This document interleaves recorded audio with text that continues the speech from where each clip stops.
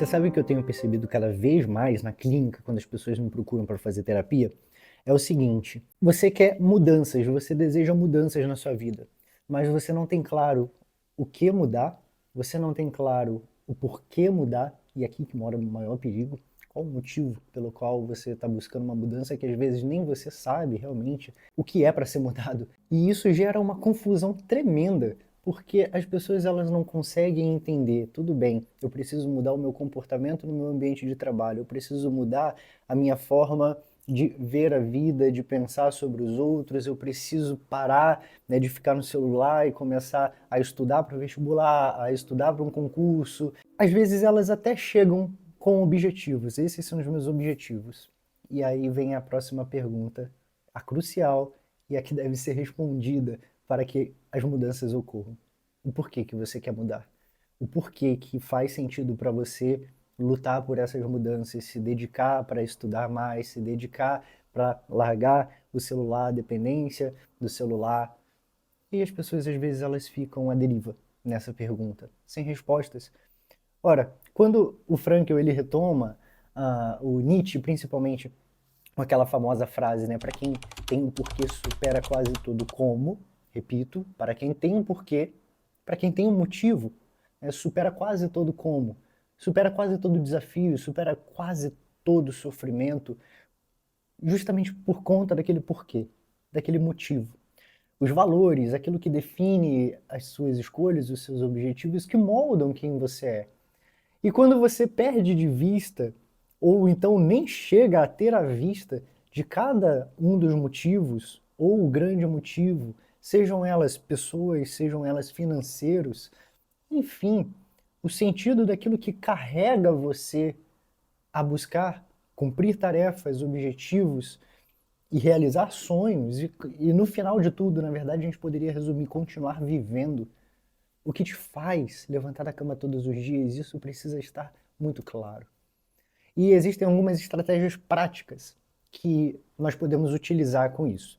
Eu vou ensinar para você agora uma estratégia que ela vai funcionar para duas coisas ao mesmo tempo, tá? Por exemplo, eu ia pegar meu celular, mas eu estou gravando com o meu celular.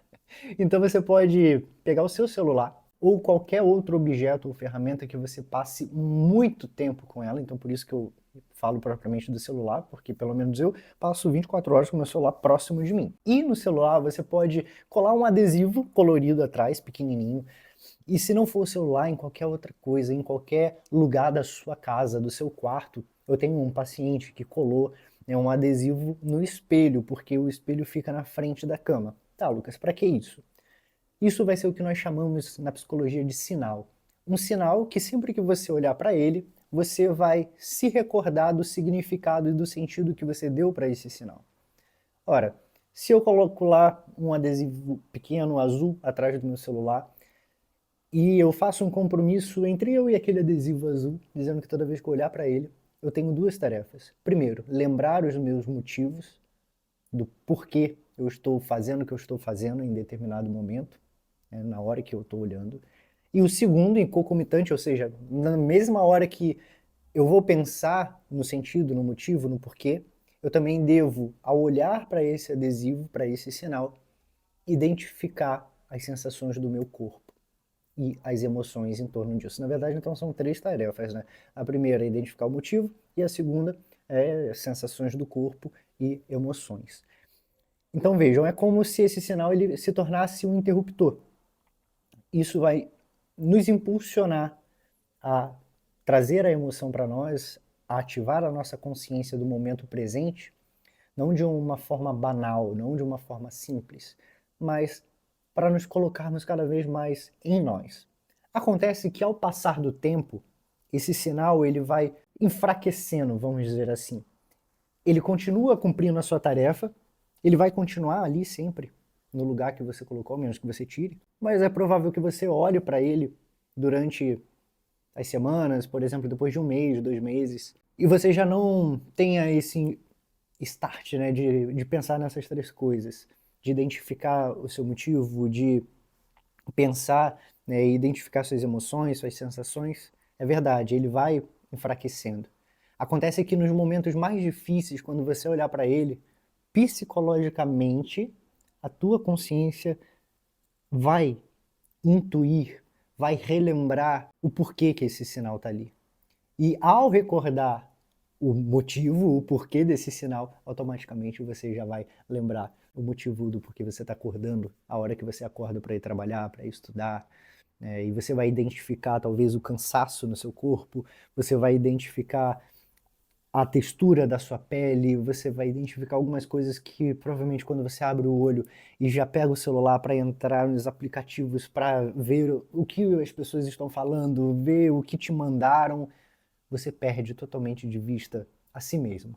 Você perde as suas sensações, você perde as suas emoções e você precisa entender que você já acorda, você já abre os olhos de manhã totalmente imerso numa confusão, totalmente imerso em uma mistura de sensações, informações que você já não sabe, não consegue identificar o que é seu, o que é do outro, o que é do mundo, o que está acontecendo à sua volta, o que está acontecendo dentro de você.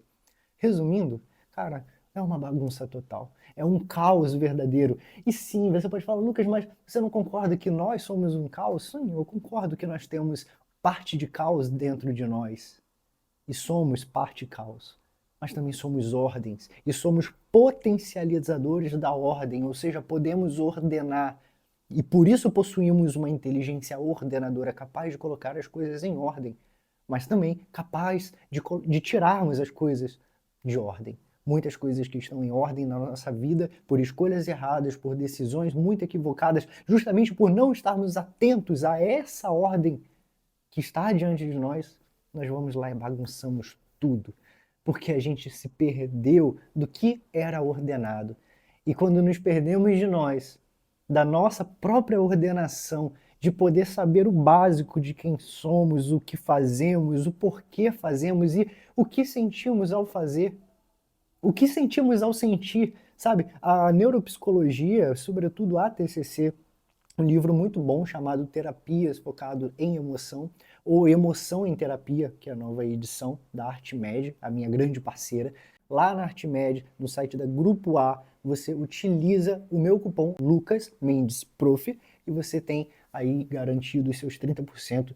Vai lá e vou deixar na descrição esse livro, Emoção em Terapia. Você vai ver que ele vai falar das emoções sobre as emoções. Existe uma possibilidade de dicotomia em algumas emoções nossas. Vamos imaginar que algum parente nosso falece justamente no dia que nós recebemos a aprovação de uma prova que nós fazemos, que nós recebemos uma progressão no nosso emprego, fechamos um grande contrato.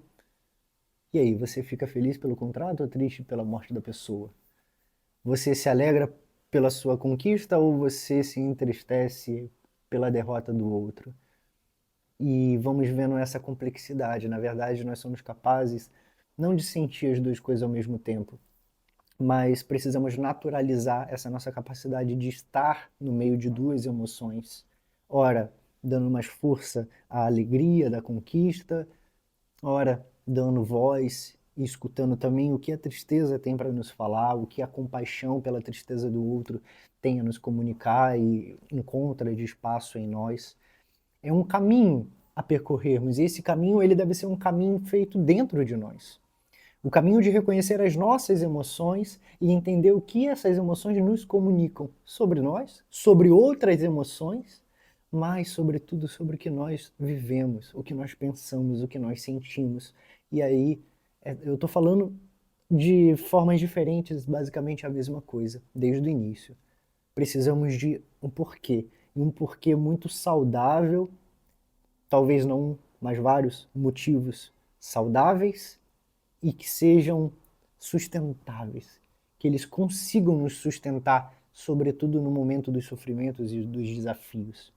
E são eles que vão surgir como uma bengala, como as ferramentas necessárias para a gente poder continuar caminhando quando as emoções elas não forem agradáveis e parecerem não suportáveis, quando as emoções sobre as emoções elas quiserem nos calar, nos sufocar, existe vida e existe possibilidade, porque nós somos esse caos aberto à ordem e essa ordem sempre ali beirando também o caos, e a gente precisa ter muito cuidado com isso.